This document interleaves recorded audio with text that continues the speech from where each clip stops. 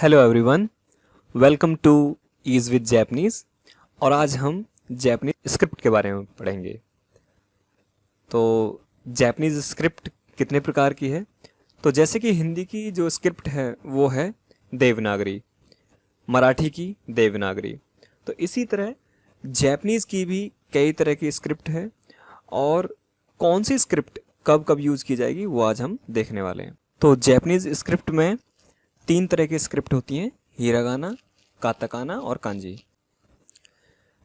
Japanese script में जो पहली स्क्रिप्ट है वो है हिरागाना। और हिरागाना जैपनीज पार्टिकल्स और grammatical endings of verbs and adjectives लिखने के लिए यूज़ की जाती है। अब जैसे कि ये वर्ड है इकिमास, इसका मतलब होता है टू गो। ठीक है, इस वर्ब की जो एंडिंग हो रही है वो हिरागाना में लिखी गई है।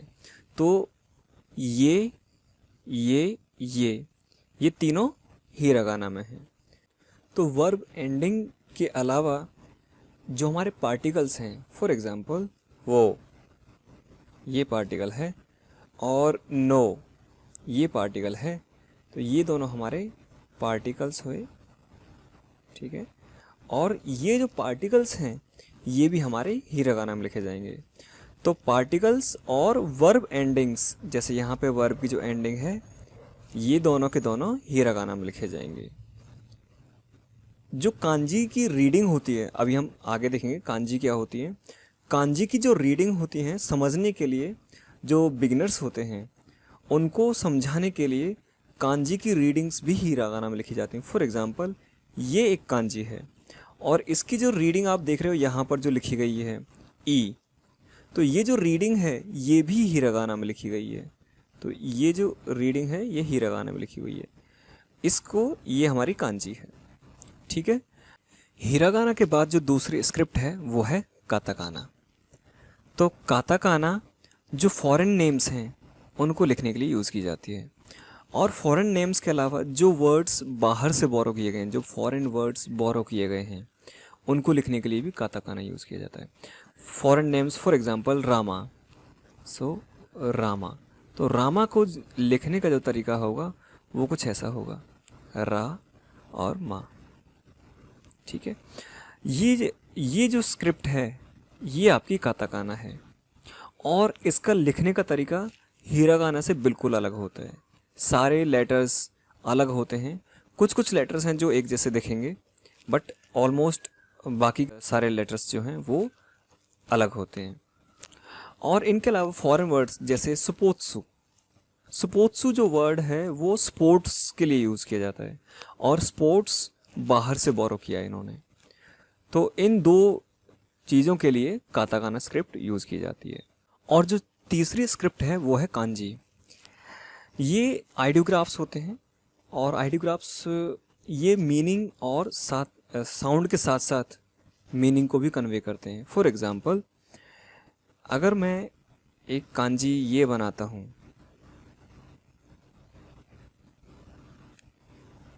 ठीक है, तो इस कांजी की जो रीडिंग है वो ही होगी, और इसका मतलब होता है सन। अगर ये कांजी ऐसे केवल ऐसे लिख दी जाए तो इसका मतलब ये सन लिखा हुआ है, या फिर डे। ठीक है, अब ये इस कांजी को देखने से इसका मतलब पता चलता है कि इसका मतलब क्या है, और इसकी जो साउंड है वो भी पता चलती है, ही। लेकिन अगर इसी ही को मैं हिरागाना में लिखूं तो वो ऐसे लिखी जाएगी, ये जो मैंने यहाँ पर ये लिखी गई है। और इसको अगर मैं काताकाना में लिखूं, इस साउंड ही को, तो वो ऐसे लिखी जाएगी।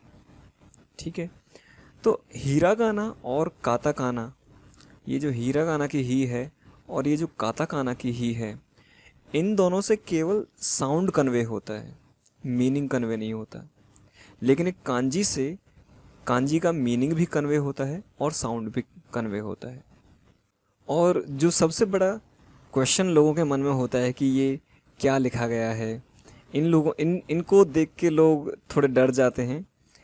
तो ऐसा नहीं है, कांजीज़ जो हैं वो बहुत इंटरेस्टिंग हैं, उनका ओरिजिन कैसे है, कैसे नेचर से ड्राइव की गई हैं। और ये जो कांजीज़ हैं जनरली ये जो बोरो की गई थी, ये चाइना से बोरो की गई थी। तो ये चाइनीज़ कैरेक्टर्स हैं, इनको चाइनीज़ कैरेक्टर्स भी बोलते हैं, और ये चाइना से बोरो किए गए थे। बहुत सारी कांजीज़ अभी जैसे जैपनीज़ लोगों ने खुद की भी इन्वेंट की हैं। तो ये तीन तरह की स्क्रिप्ट हैं मेन, और इन तीन के अलावा जो चौथी स्क्रिप्ट है वो है रोमाजी।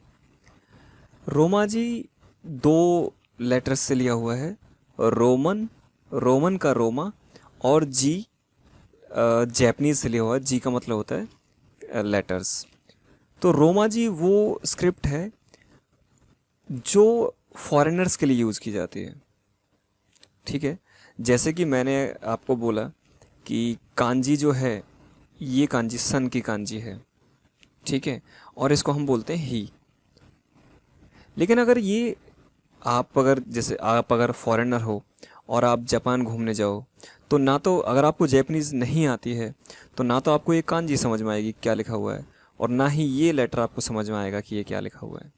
लेकिन अगर मैं इसको ऐसे लिख दूं तो आपको समझ में आ जाएगा।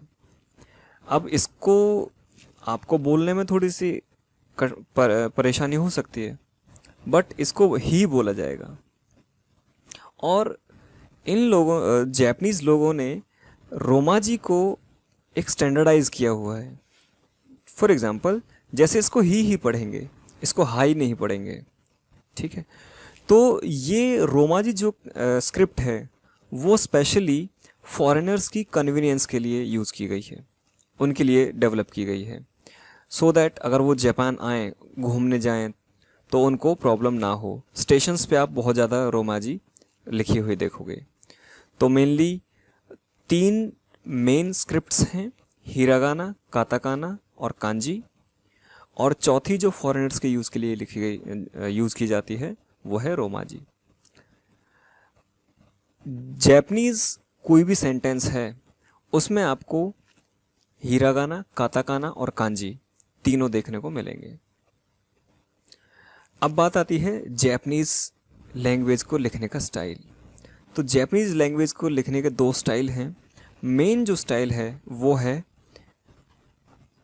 टॉप टू बॉटम और राइट टू लेफ्ट। आप जनरली कहीं अगर जो जैपनीज़ बुक्स देखोगे, ठीक है, उनमें ऐसे ही लिखी जाती है। तो ऊपर से नीचे, फॉर एग्ज़ाम्पल निहोन नो कुरुमा, तो ये आप कांजी में ऐसे निहोन नो और कुरुमा, सो मान लीजिए कुरुमा, ठीक है। तो इसको कैसे पढ़ना है, आप पहले इसको ऐसे पढ़ोगे, जब ये लाइन ऊपर से नीचे ख़त्म हो जाए फिर आप नेक्स्ट लाइन की तरफ बढ़ोगे और फिर आप इसको ऊपर से नीचे पढ़ोगे। तो ये टिपिकल जैपनीज स्टाइल है। बट लोगों के जो हम लोग हैं, फॉरेनर्स हैं, वो हम लोग अपनी, जैसे मान लीजिए हिंदी है, हिंदी हम लेफ़्ट टू राइट पढ़ते हैं, इंग्लिश है वो भी लेफ़्ट टू राइट पढ़ते हैं।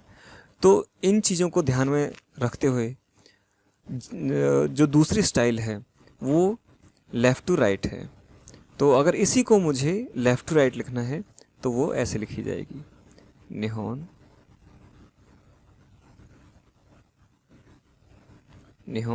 नो कुरुमा, ये ऐसे।